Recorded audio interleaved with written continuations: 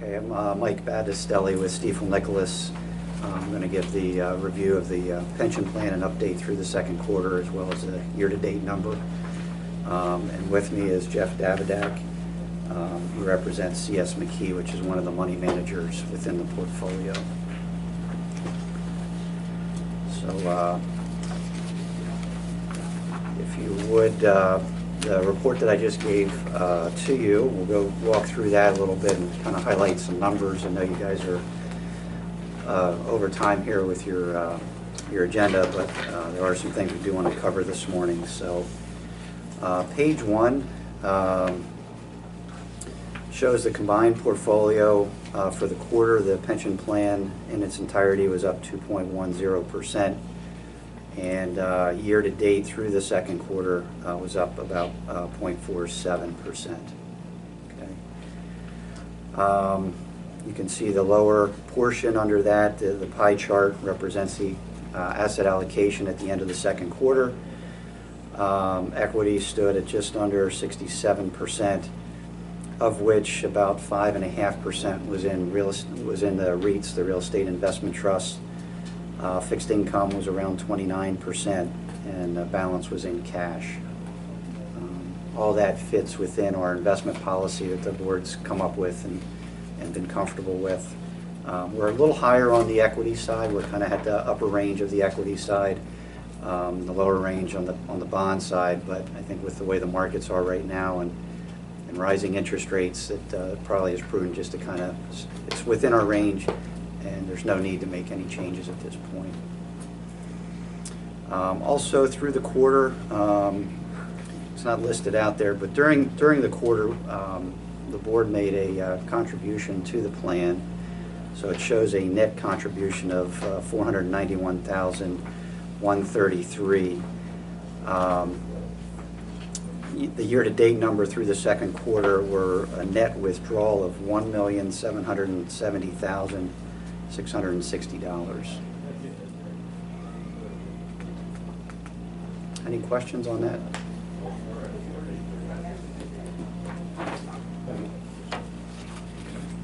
If you flip to the second last page at the top,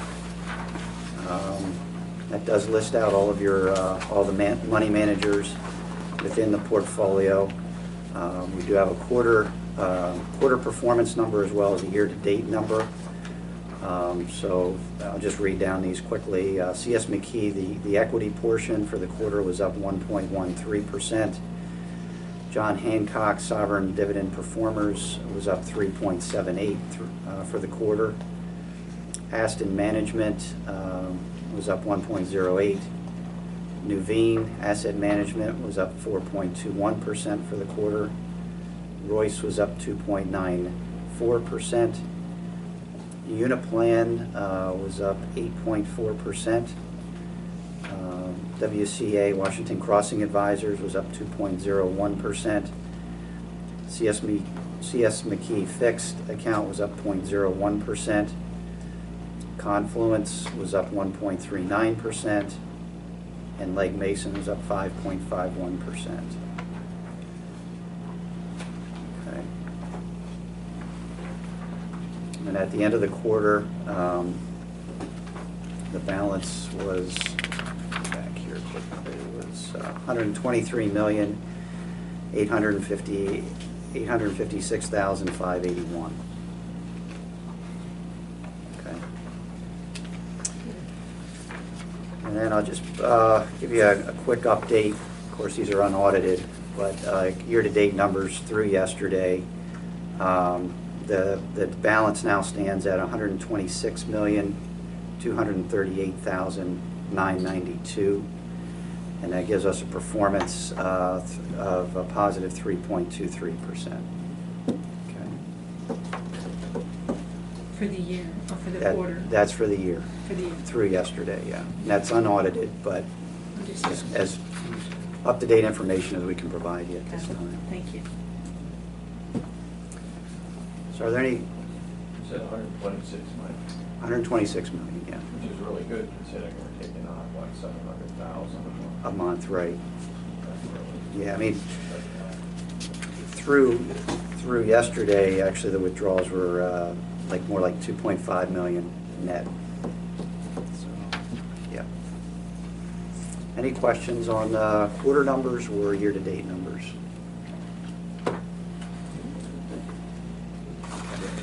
I guess one piece of old business, we had been in during one of your work sessions to discuss possibly adding a global equity strategy to the portfolio. And I guess I wanted to kind of circle back around and a couple things. The benefit, I think, of adding a global strategy is it does diversify some of the risk within the portfolio. We were suggesting just a small portion. It would amount to about 2.5% of the portfolio. And we've chosen a global equity strategy versus a straight international strategy because that global manager or management does have the ability just to stay here in the U.S. if they feel like the U.S. is the best place to be, as opposed to an international manager would actually have to invest outside of the U.S. So I guess I'm looking for, based on our previous conversations, whether that's something that the pension board is interested in. Yeah, the entire board votes on this, right? The pension board. 5 members, yeah. So what's the feeling of the I'll board? make the motion, I think I should. I have a motion to enter into a global fund. I'll second it. And I have a second. Any discussion or comments? I would like to just repeat, since it's for the record this time, my stand on this particular issue. And that is that I believe in protecting American jobs, and I'm comfortable with the current policy the way it is. I read in one of the documents that there's a preponderance of obligation and investments in US Treasury, federal agencies, and US government guaranteed obligations. I believe that we should be investing in the United States of America because the world market is unstable and we have no control over it. We do allow investing in foreign companies that have manufacturing in the United States. Bear is one local good neighbor, but I'm not comfortable with going outside of the United States when it comes to the investments. That's my personal philosophy. Do you view this move as a risk to American workers? No, I don't. I mean, some of the companies that are in the portfolio currently, a lot of them, 54% is currently invested in U.S. or Canadian companies. 28% is in Europe. So the lion's share are well-established companies, countries and companies. I don't think it's going to change the work environment per se. Can I get a clarification on the motion? Is it to change the policy to a 10%, up to 10%? Is that your recommendation, Mike? Yeah, I brought along with me, I have a copy of the old, or the current investment policy, I Right. should say. But the only change I would add is under the equity position that we could invest up to 10%, no more than 10% in an equity strategy. What we're proposing is $3 million, which is 2.5%. And understanding where the board is and the history here with the board, I think we're just kind of, frankly, just tipping our toes into it. So the policy breakdown doesn't change. It allows for Right. global investments in the equity portion of it. Fixed Correct. income stays the same, cash stays the same. Correct. And real estate, yeah. Okay. Just wanted to be sure. Any other questions or comments on the motion? Hearing none, all those in favor of adopting the global fund as presented indicate by saying aye. Aye. Aye. Opposed? Aye. The motion carries 4-1. Okay. There'll be some paperwork, Gene, and I'll just forward that over to you. Okay. For signatures. One piece of new business, and I'm just bringing it to the attention of the board. It's not necessarily bad, but we received notification from John Hancock, which is the parent company to Sovereign, that the management team of the sovereign dividend performers, which we do have in the portfolio, is actually leaving John Hancock as of November 1st. That happens from time to time in investment firms. It's not something that's unusual. The management team is going to another investment company by the name of Logan Capital. They're based in Ardmore, Pennsylvania, down in the Philadelphia area. Currently, Logan Capital is not approved on our platform at Stifel. We're trying to investigate, can we get them up to speed? Is there enough time to do the due diligence that we normally do on an investment firm? So it's possible we can maybe keep that strategy if that's the case. If not, we'll have to look for some alternatives with a similar strategy, because I think sovereign definitely has a place. That rising dividend strategy definitely has a place in the portfolio. I think it's done well over the years. So we're working on doing due diligence. I just wanted the board to understand what's going on with John Hancock. I have some letters here that maybe explains it to you, and I'll leave that with Jamie to distribute. What we would like to do is maybe come back at another work session and have more conversation when we've got some more due diligence completed at some time in the future, maybe in the next 2, 3, 4 weeks at the most. Okay. So if that's all for me, I'm going to turn it over to Jeff to kind of fill you in on what's going on with CS McKee and maybe give you a little bit more of a macro view on the markets. Thanks very much, Mike, and I want to thank everybody for giving me the opportunity to meet with you here today. CS McKee, as you're undoubtedly aware, is a name that's been around in the Pennsylvania public pension fund market for a long time, and we're privileged to have worked with Lebanon County since 1984. So thank you very much for that confidence. The two strategies that we manage for the county are the U.S. large cap value equity portion, and then we also manage a U.S. investment grade only fixed income portion for the fund. There's a similar dynamic that's affecting both of these strategies in the market right now, one that you're probably aware of. Interest rates have been rising. If you go to your local bank, they're starting to pay a little bit more on CDs. The rates that consumers pay for mortgages and auto loans has also been creeping upward. And what that is, in the context of this fund and investments, is a transition.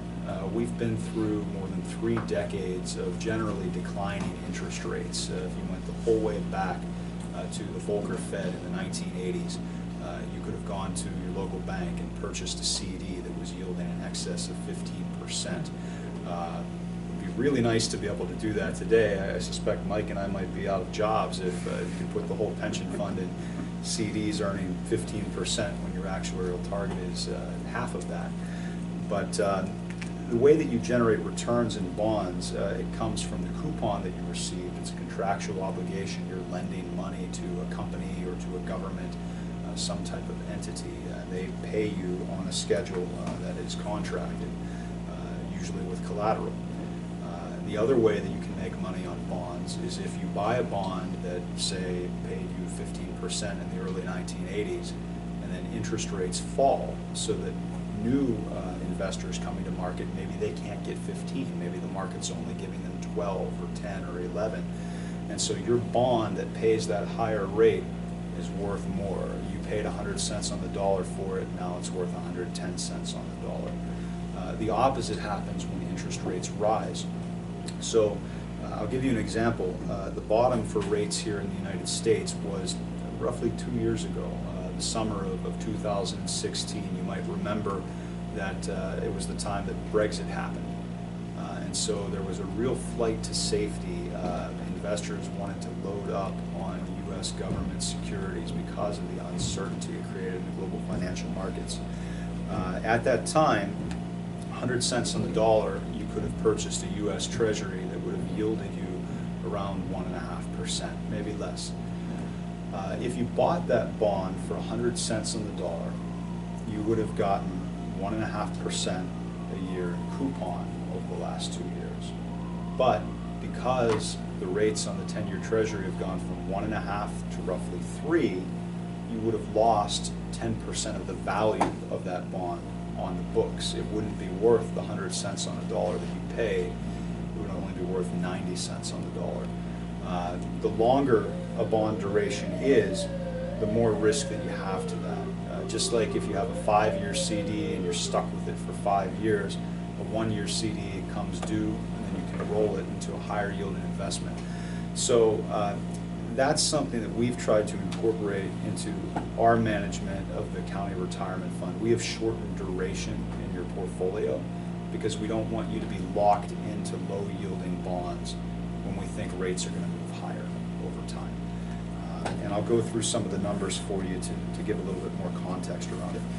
When you turn to page 1 of the CS McKee book, for the period ended June 30th, 2018, we were managing $49,400,041 for the county retirement fund.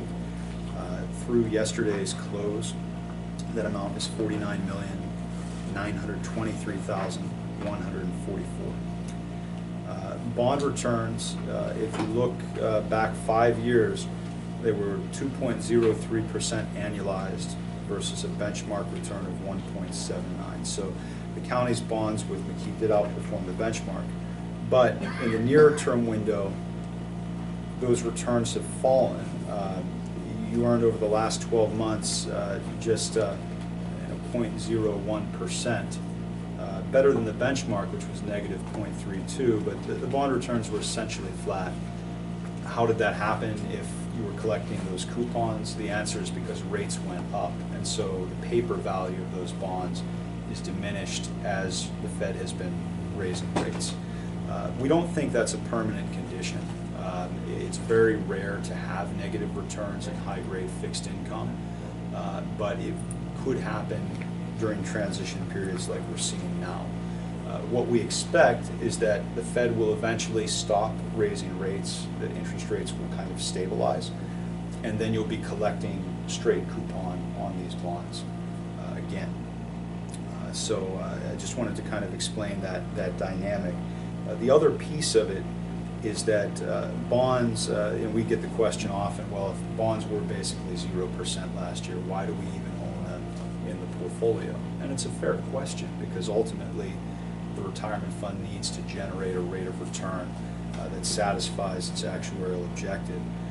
The reason is because fixed income is not really intended to do the heavy lift on the return of the portfolio. It is a liquidity source for your retirees. When you have payments coming out of the plan, you want that coming from a stable pot of money, not from a pot that maybe just fell 10% because there was a market correction in February.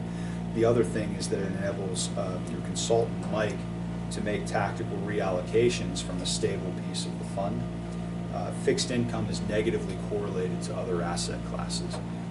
We have a whole slew of research pieces and data analytics on the CS McKee website that illustrate it. But when the S&P 500, when stocks are in decline, many other asset classes also go into decline. Real estate goes into decline, international equities go into decline, junk bonds go into decline. But investment grade fixed income moves in the opposite direction. And so it's a counterbalance to all of these other things that you have in the fund that are a little bit riskier but have higher return potential. So we appreciate you and all investors sticking with us during this period of flat returns in fixed income. We are outperforming our peer group significantly, and CS McKee is one significant business managing fixed income because of that. Equity is a much happier story. As you know, returns in the stock market, particularly the U.S. stock market, have been very good, really coming off the bottom in 2009. All pension plans nationally have benefited from the Federal Reserve's policy of stimulus, from the actions taken by the Treasury Department to put a floor under the U.S. markets to help revitalize the housing sector, and also to give companies, particularly financial companies and banks, the opportunity to recapitalize. So we've had kind of this rocket fuel that's been lifting most of the stock market for quite a few years. In CS McKee's value equity portfolio, one of the things that we've always done is we focused on fundamental valuation. For your plan, for all the plans we work with, we're trying to buy stocks at a significant discount to market value. If the market is trading at 15 times earnings, we want to buy stocks that are trading at less than that with better earnings growth outlooks. With interest rates being forced to the floor by the Fed, it created a dilemma where many investors didn't want to be heavy in bonds. They wanted to find bond substitutes. And many of the bond substitutes that they looked to were high dividend stocks. Companies like Merck or Procter & Gamble, consumer staples type names, or utility names which are heavily regulated. Nobody's going to expect Con Edison to become the next Facebook and grow earnings 60% a year. But a company like Con Edison does pay a 4 or 5% dividend, which is better than what the bond market was giving for most of this economic recovery period. That being said, those types of stocks in the value universe and firms that held a lot of those high dividend stocks, they performed better than CS McKee did through much of that window from 2011 through maybe 2016. But now as interest rates have gone up and bonds are starting to pay more interest than those dividend companies, the types of firms that we're focused on, the firms that have stronger earnings growth, the firms that have less debt on their balance sheets, are starting to outperform again. And so over the last 2 years, the Russell 1000 Value Index, our benchmark, was up 11.06%. The CS McKee Large Cap Value Equity Strategy for Lebanon County was up 13.84, so roughly 2.8% better. Over the last year, the Russell 1000 Value Index is up 6.77%. The county's value equity portfolio with CS McKee is up 10.57%. Again, significantly stronger. And it's because many of the companies that are performing better now are companies that have less debt on the books. If you think about it, as interest rates move up, you have to roll a lot of your debt, just like a homeowner with an adjustable rate mortgage sees their payment click up as rates move up. A lot of these companies that have really just gorged themselves on this low interest debt, now they're kind of facing the other side of that equation. So we've tried to skew your portfolio in a way that better prepares it for this transition period, both in bonds where we're shorter duration and rates are rising, less likely to affect the short bonds versus long bonds. And then also in equity where we have companies with generally less debt than the market average, they're less likely to be impacted by higher borrowing costs. I'm happy to talk about the performance if you like. One of the things that I would note is that a few years ago, the county gave us some authority to shorten the duration of the bond portfolio. That has been a good decision. If we had kept in the prior duration, the return for that benchmark, the Barclays aggregate, would have been negative 1.62% year to date versus the 0.75% that the county has done. So we've saved almost a full % of return on that significant fixed income piece of the fund by being shorter duration. And it should continue to work that way until the cycle of rate increases moderates. At that point in time, we'll likely come back to you and to Mike and to advocate for lengthening the portfolio again once we feel that transition is at completion. Happy to talk a little bit about the economy if you like. We've also done some research on potential impact of tariffs and what that all could mean for the economy. I'll leave it to your discretion. I want to be respectful of time. A few minutes, I think. Of course. We all. So tariffs have really been, we always try to think about the major themes that are driving the market within a window of a year or so. It's important to understand companies at the security level, but it's also important to understand the big macroeconomic overhang that's impacting all categories of investments more broadly. You might remember that January of this year was one of the best Januaries for U.S. stocks in roughly a century. February was one of the worst months for U.S. stocks in about a century. Why did that happen? The answer, because fears and uncertainty of a trade escalation. When people say trade war, one of the first reactions, I think, is to think back, well, the Great Depression, that was a trade war. And a lot of the data, what it shows is that when the Smoot-Hawley tariffs were put into place at the time of the Great Depression, that was a more than 60% across-the-board tariff on all imports coming into this country. Is that what we're talking about now? Nobody really knew in February exactly how this was going to proceed. And there was a lot of, I think, panic selling, investors trying to just make sense of it. We see it all the time where analysts, news comes out on a company or the Fed makes an announcement, and they immediately have to crunch the numbers to see if their projections for a stock or for a sector for next year are still good. So in February, there was just a lot of uncertainty, and it was about the trade. Where we're at right now is not across the board tariffs on all countries doing business with the United States. Where we're at right now is targeted tariffs on specific industries, aluminum, steel, and then also targeted specifically towards China. Much of the world is unaffected in its dealings with the U.S. and vice versa by the trade talks that are happening. There was a piece done by Oppenheimer Research where they looked at two scenarios. The first was a mild trade escalation scenario, and another was a more severe. Under the mild scenario, they analyzed what would happen if we had a 10% across-the-board tariff on everything coming into the U.S. And it was reciprocal. And they determined that the likely impact would be a negative 0.8% hit to global GDP. Not good, not helpful, but certainly not triggering another Great Depression. The other scenario that they looked at would be a 20% across-the-board tariff. In that scenario, it's about a 4% projected hit to global GDP. That's recessionary. That's a lot more significant. So those are kind of the things that I think everybody's trying to evaluate in the market right now. There's cautious optimism. Your stocks have recovered this year in the McKee portfolio, and as Mike noted, in all of the other equity strategies. It's been a positive year for the plan, but that's because people have crunched the numbers and they've kind of realized that, you know, hey, in the case of the iPhone, will this trade escalation with China, will it make everybody's iPhone more expensive? If you look at the supply chain for the iPhone, they have over 24 suppliers, and only a handful of them are in China.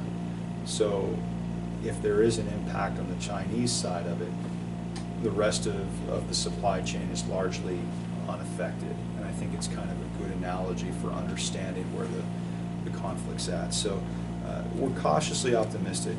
It's still very much worth monitoring, but at this time, kind of the rule of the day is 5.4% nominal GDP growth in the U.S. year over year through mid-August. We have inflation still relatively mild, excluding energy and food. Inflation was at 2.4% year over year. Energy prices still remain manageable. Gas has been creeping up. It seems that a lot of the inventory glut has been diminished. The Henry Hub, if you're familiar with the huge storage facility in the central U.S., was at capacity a couple years ago when OPEC was trying to flood out the shale producers, and they've more or less given up on that effort. The break-even cost for shale energy is too low for OPEC to try to force out of the market, and so there's been a relenting.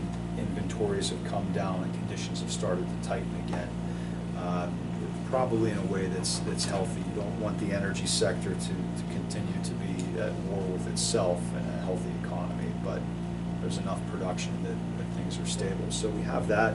Unemployment's at 3.9%. Underemployment is higher, as we all know, but generally speaking, most folks who want to find work, or at least able to find part-time work, wage growth was about 2.5% year over year. So if those things remain intact and the trade doesn't escalate to that level where it becomes a recessionary phenomenon, we have cautious optimism that this bull market for equities and other risk assets will continue a while longer. Quick questions? Jamie has Just a one. quick comment. The table on page 8 is very interesting, where you analyze the 7 prior recessions in the last 50 years and what indicators led to them 12 months out. Yeah, that's worth talking about too. I think we're often asked for predictions in this industry. The truth of it is nobody has a particularly great crystal ball. If I did, I'd get in less trouble with my wife, I'm sure. But there are certain indicators that are a little bit more likely of predicting a turn of economic events. And out of all of those, one of the most accurate by far is what they call the inverted yield curve. And what that means is that the short-term rates on bonds end up paying more than the long-term rates. It doesn't happen all that often. But what we have right now is a Fed that's raising the short-term end of the curve. And investors aren't seeing a lot of movement on the long end of the curve. There's still too much uncertainty about what's going to happen. There's been a lot of untested financial stimulus and monetary policy that's happened over the last decade. So there are still investors out there who feel that for them, the safety of a 30-year bond paying 3.1 or 3.2%, that still sounds mighty fine to them because they feel like maybe things could go south. And we're headed towards an inverted yield curve. And if you take any time Googling economic commentary from every investment firm under the sun, and I'm sure Stifel's economist is doing it just like CS McKee is, just like JP Morgan is, and Nuveen and the like, we're all trying to figure out, well, if the yield curve inverts this time, is it going to be different than the other times where it predicted a recession? And you can try to come up with all sorts of different rationale. Well, we had a much more severe economic decline, or we had a much different approach to financial stimulus, or it's a more globalized economy now. But our conviction at CS McKee is that we're still probably in the later innings of an economic recovery. I was at a session at the CFA Society in Pittsburgh a month ago, and Jeff Mortimer, who's the chief economist for BNY Mellon, he was talking about where we are in the cycle. And if you think of it as a clock, the clock only moves forward. Sometimes it ticks backwards slightly, but then it ultimately continues moving in the forward direction, and then the cycle repeats. We're probably around 9 or 10 o'clock in the cycle. We've had a lot of stimulus. The Fed has gone from loosening, saying low rates for everybody, we want to put some juice into the economy and the market, to now we think the economy is pretty good. We're starting to take that away. We're starting to tighten again. That's the clock advancing. Inflation is starting to creep up a little bit. That's the clock advancing. When wage growth starts to get to the point where the labor market is tight, and that creates a pass-through of higher costs to consumers or employers, that's the clock advancing. And certainly if we have trade conflict, or other major geopolitical issues, that would advance the clock as well. So we do believe that, like I said, there's a lot of good in the economy. If you're going to write a script for good market returns, you would want 3.9% unemployment. You would want 5.4% nominal GDP growth. The tax cuts that happened in 2017, they definitely gave the economy and the markets a shot in the arm. That's why we had such an incredible January. But this thing is kind of lingering in the background, and It has a very accurate track record of predicting a change of events. So, we would expect in the best case scenario, you get maybe 1 or 2 more years of relatively good, steady, maybe not spectacular equity returns. But, our hope, and I think most of us, and Mike would probably agree here, is that you'll get to a point where your safe assets like your bonds are yielding enough, where rates come up enough that you're able to get, say, 4 or 5 on bonds and then reallocate at the time that stocks cool off. Right now, it's a little bit scary, because if you don't get good performance from your stocks, you're looking at bonds at basically 0%, and that's not very appealing for investors. So if we get to the point where those rates have normalized, they've stabilized, if that happens before the cycle hits 12 o'clock and shifts, that's really the best case scenario.